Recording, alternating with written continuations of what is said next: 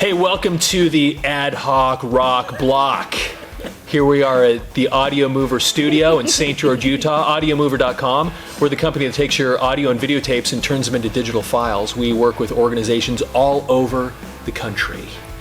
And we'd love to help you too, but that is not what's important right now because we're here to talk about rock and roll. So, and Krista bought these awesome things not long ago and brought them in for these questions to go through, and we've been, instead of working, we've been sitting here recording ourselves answer rock trivia. Talk about some trivia. Krista, Sierra, Lourdes, who are the rock stars of Audio Mover, and then I'm here to bring up the rear on some of these pieces of trivia. The new stuff I obviously don't know much about, but you get into that older stuff, and I usually have a couple of little. You have some good stuff. Tons of useless, head filled with useless information. But I finally actually get to use it for something, like pretending we're actually doing something important. So there you go. It's fun. Let's do it. Are we ready? Yeah. Okay. The lead singer of which rock band launched the first Lollapalooza festival in 1991? Do you know? Yeah. We were actually talking about this band yesterday. Yeah, just yesterday. Just yesterday we were talking about this band. Okay. You guys should know then. The Bear? No, we were talking about it like over there somewhere. I think I know the answer. I don't know. Always talking about trivia, so go. Anything to do. Jane's Addiction. You got it. Perry Farrell. And you know who we were talking about yesterday? We were talking about Dave Navarro.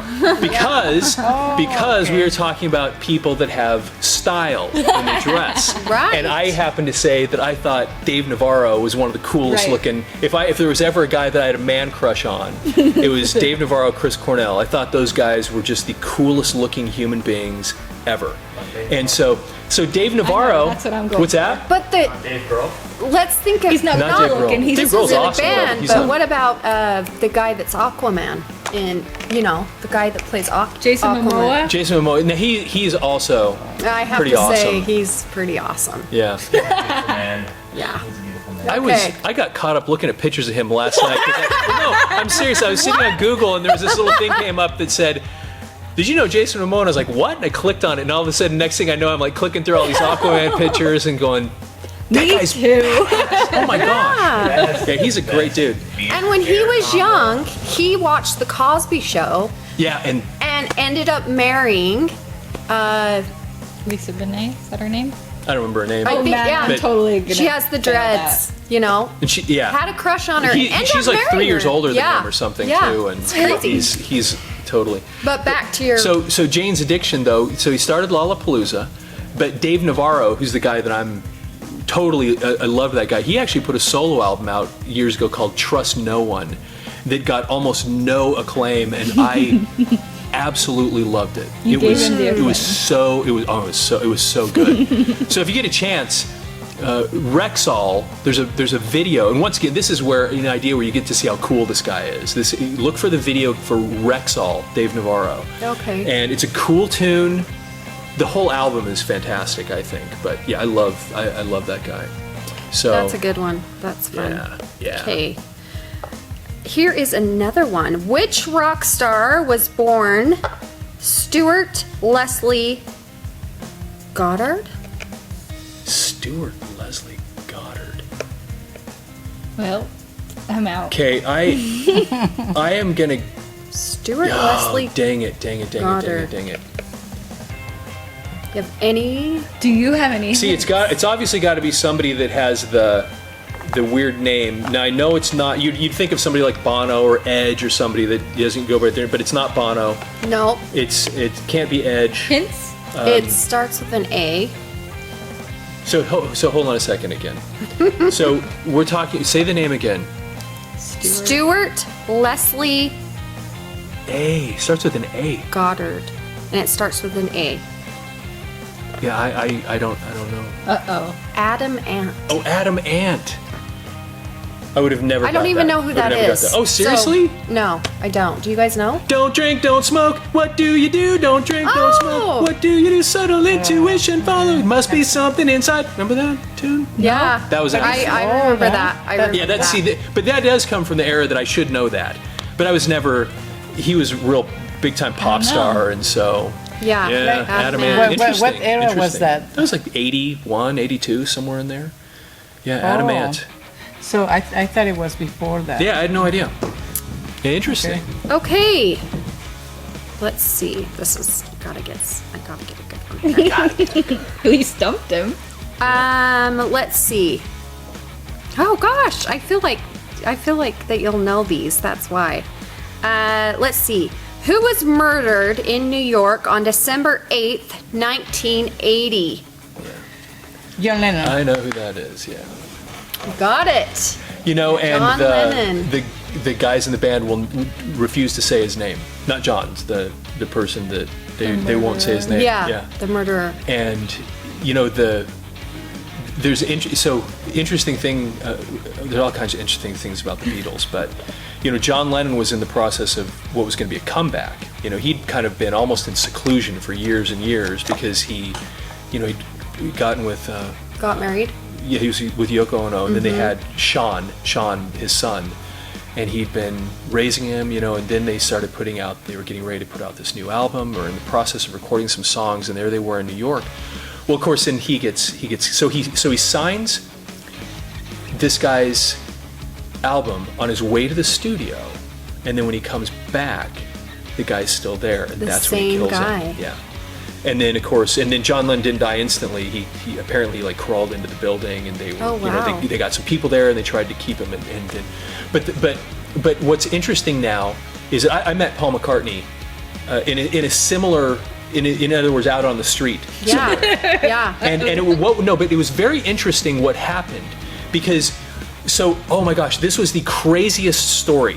This is awesome. Did I tell you about meeting Yes. Paul McCartney? So awesome. It was so fascinating what happened because you could see though that he was obviously a little bit concerned about that kind of thing. Yeah. You know, you get I mean, because Paul McCartney, I mean, is there a more important rock star or maybe even human being alive than Paul McCartney?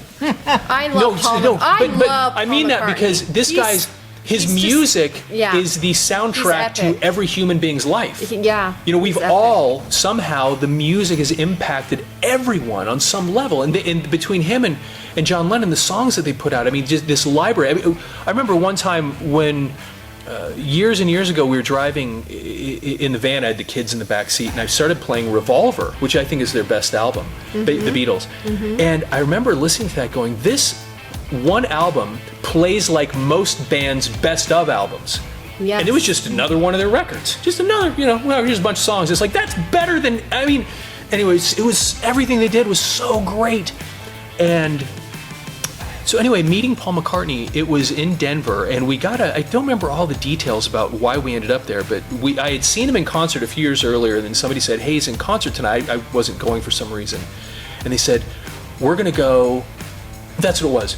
Somebody had told my kids that he was going to be at this particular hotel, and do you want to go try to meet him? And I'm thinking, that sounds weird to go Right. do something like this. Yeah. But my kids really wanted to go, and I thought, okay. And so I thought, all right, we'll just go kind of see. So we ended up downtown Denver, out in front of this hotel somewhere, and there's a whole bunch of people there. There's probably 50, 60 people that all Want to see? Wasn't figured there Paul a tour McCartney was going to bus? show up. Yeah, so this is what happened. So we're standing out on the sidewalk, and and Paul McCartney's super important to me. I mean, since I was a kid, I've been Yeah. listening to this guy. This guy's as big as life. This is the guy. Yeah. So That guy. so we're standing out there on the sidewalk, and I'm thinking, there's no way we're gonna. I mean, come on, let's be serious. We're not gonna see Paul McCartney, And then after standing there for a while, the security guards kept coming over to where all these people were standing in this one area, and they said, "Hey, we're not saying Paul McCartney's coming out, but we need everybody to stand in a straight line against that wall right there. In other words, we don't want piles of people. We want to be able Yeah. to see everyone clearly." Yeah. So we're kind of okay, and I'm thinking, but they kept saying, "Don't expect him to come see you." but I need everybody in order. So we're kind of standing there, and then a few minutes later, all of a sudden this huge tour bus pulls up in front of the hotel. And I'm thinking, you mean to tell me that Paul McCartney is sitting on that stinking bus right there? There's no way in the world. Because this is, once again, You're like a giggly little McCartney. schoolgirl It's getting Paul ready to McCartney. meet your. so I have two of my kids with me. Alex, who's a huge Beatles fan, and she's now 21 or something, so at the time she was 14, 15. This is a while ago. And she loved Revolver. She had the little CD with her. And so so we sit there, and the security guard keeps coming over, telling us to stay in line and what have you. And then all of a sudden, this door opens on this tour bus, and Paul McCartney comes jumping off like he's the most excited man in the world. And guess what he does? Beeline right over to us. Oh my Oh, god. just standing there, and we're like, wait a minute! How can this possibly? That's Paul McCartney. So I go crazy. So all these security guards are like, you do not touch him, you do not ask him for anything, you don't, nothing. Yeah. He will sign an autograph or something like that. Don't try to shake his hand, this whole thing, like, don't touch the guy. So he's got these security guards standing around him, and then we're like getting closer and closer. I'm thinking, I'm 5 feet away from freaking Paul McCartney. What the heck? That's awesome. And you know what my daughter's doing now? My 15-year-old daughter? She's crying. Just crying and crying and crying. And I'm thinking, this is the craziest. So we finally get up to him. And I actually had my Abbey Road record. I brought it just in case. And he grabbed a pen and he started, and he goes, "How you doing, champ?" And I go, "Well, he probably calls everybody champ, but it was just funny. Like, talk to me." And then he looks over at my daughter Alex, and what does he do? He puts his arm around her and holds her, and he says, there.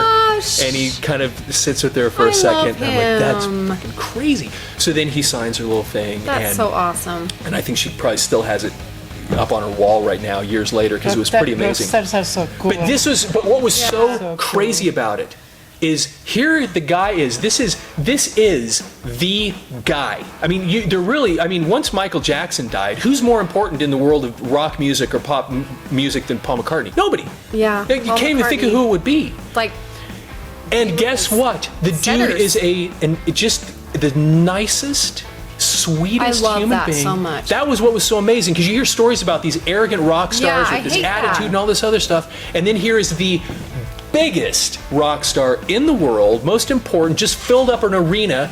The guy can just show up and make fart noises and people will applaud. That's how important he is, Yeah, bro. Fill up an arena just to see him in person, and he acts like he's just and this is also 50 years He's later. down to earth. He's still just this nice guy that kind of is. I love hey, that. This is anyway. It was a great story. That's cool. So anyway, all right. Well, that's a great place to wrap it up for Yeah. this little episode. So it gave me another chance to just sit and banter for a while. Love Anyway, the Beatles. thank you for joining us on the Ad-Hoc Rock Block. We're at Audio Mover Studio here in St. George, Utah. We convert your analog and analog video and audio tapes into digital files. Wow, I stumbled around on that one. How long have we been doing this? So we turn your analog tapes into digital files, and we work with organizations, churches, government agencies, historical societies, etc., all over the United States and Canada and elsewhere. And we'd love to help you out with your stuff to make a permanent record of all of your tapes. So anyway, audiomover.com. Thanks for joining us. Talk to you later.